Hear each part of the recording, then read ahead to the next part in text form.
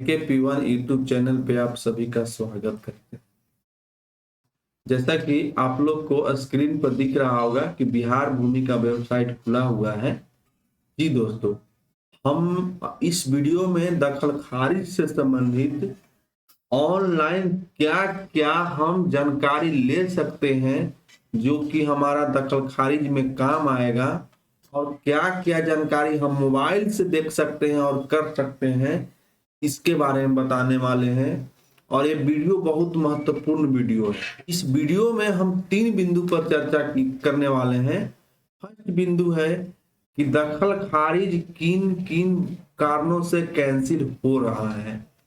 Second बिंदु है कि जिसका दखल खारिज कैंसिल हो गया या रिजेक्ट हो गया वो क्या करें।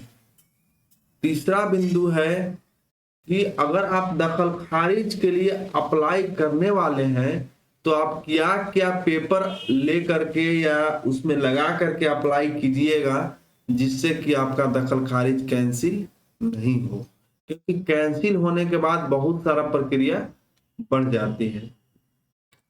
तो सबसे पहले हम लोग चलते हैं, ये जानते हैं कि दखल खारिज किन-किन कारणों से कैंसिल हो रहा है और उसका निवारण क्या है।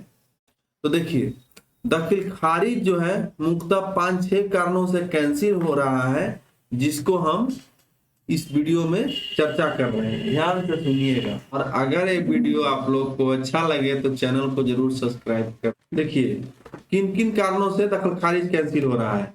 परिमार्जन नहीं हुआ, मतलब वैसे भूमि को आप खरीद लिए हैं जिसका परिमार्जन अभी के डेट में नहीं हो पाया, तो इस कारण भी कर्मचारी लोग लिख दे रहे हैं कि परिमार्जन नहीं होने के कारण इनकी आवेदन को रिजेक्ट किया जाता है।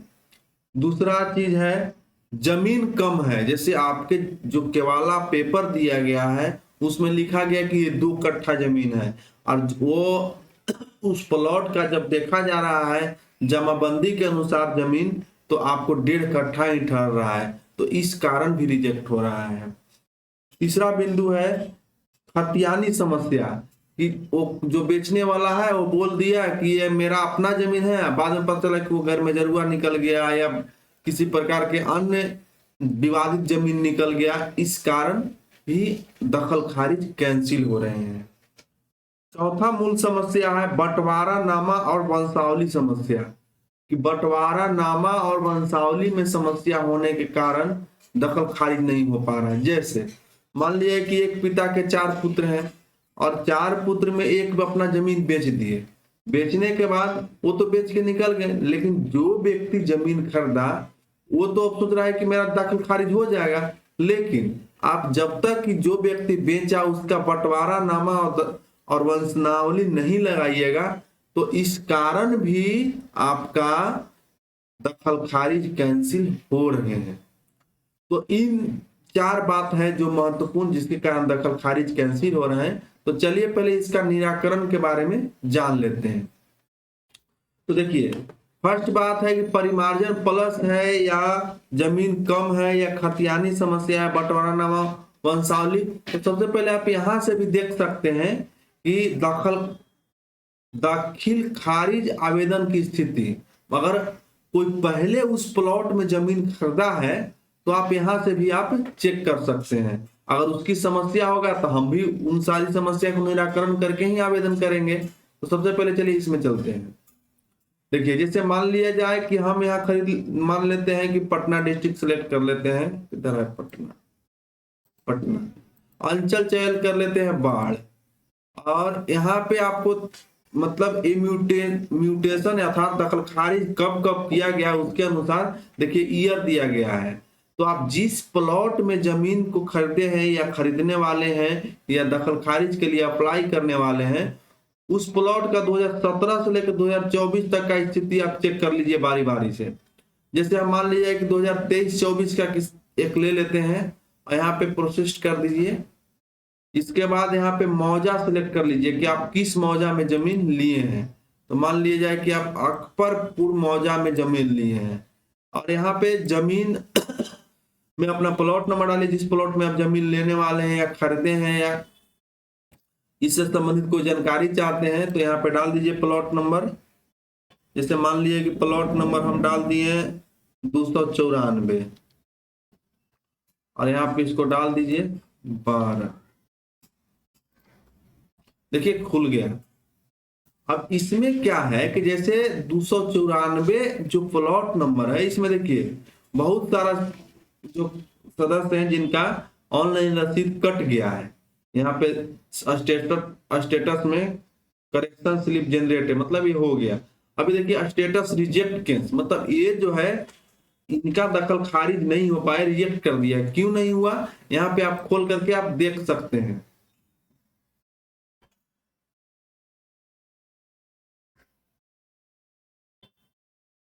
थोड़ा समय लगेगा।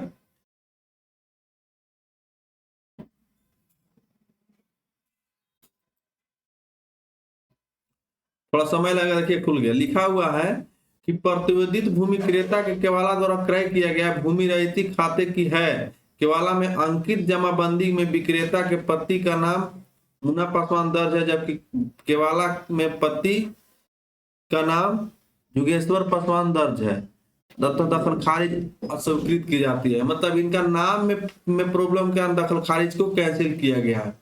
इसी प्रकार आप जब किसी जमीन का चेक कीजिएगा यहाँ पे प्लॉट नंबर डाल के, तो अगर उसको किस कारण उसमें और लोग जो जमीन खरीदे हैं उनका दखल खारिज रिजेक्ट हो रहा है, वो आपको यहाँ दिख जाएगा।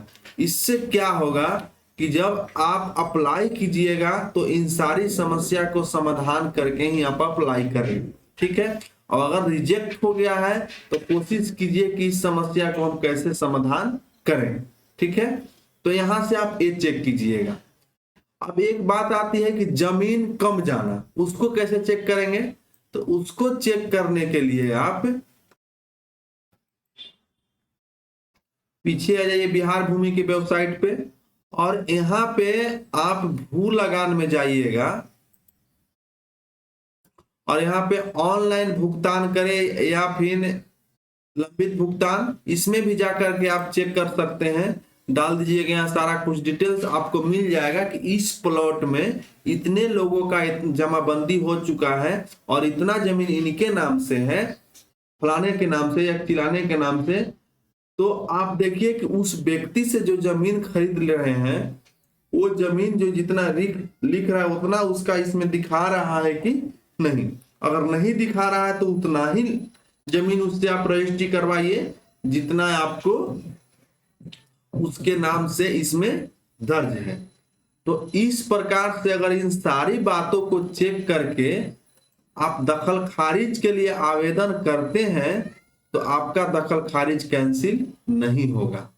और बहुत सारा जानकारी इसमें चेक कर सकते हैं इस वेबसाइट पे। जैसे यहाँ पे आप उसका एलपीसी भी चेक कर सकते हैं, अपना खाता भी उसके खाता नंबर भी देख सकते हैं कि उस खाता में कितना कहाँ जमीन है उसका। इस प्रकार से आप बेचने वाला का जानकारी यहाँ से प्राप्त करके कि सही जानकारी क्या है, अगर आप ऑनलाइन करते हैं तो आपका दखल खारिज कैंसिल नहीं होगा।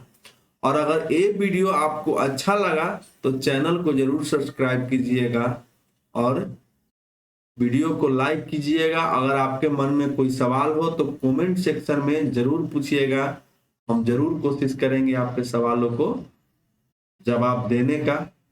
ठीक है, नमस्कार, जय हिंद।